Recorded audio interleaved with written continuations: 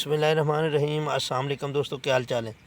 उम्मीद करता हूँ आप बिल्कुल खैरियत से होंगे और मैं भी बिल्कुल खैरियत से हूँ। तो दोस्तों ये है 1429 पाइनर की वैरायटी। तो आज हमने इसको पहना पानी लगा दिया है। पानी में एक यूरिया डाला है सिंपल, और अभी कुछ भी अप्लाई नहीं किया। पहले पानी में सिर्फ सिंपल यूरिया एक बोरी।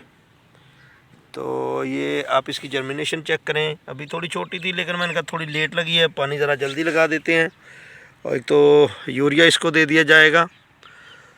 तो दोस्तों आगे आगे देखते हैं क्या क्या होता है इंशाल्लाह। और एक स्प्रे भी हमने इसको की है एमामेक्टिन और ल्यूफ्रान की।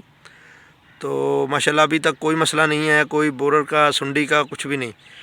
तो अभी इंशाल्लाह नेक्स्ट प्लान इसको हम स्प्रे करेंगे, इसमें जो जड़ी बूटियाँ उगेंगी। लेकिन अभी जब तक ये हो जाएगी ना कोई तकरीबन 7-7, 8-8, 10-10 इंच की, जब इसमें स्प्रे हम अप्लाई करेंगे।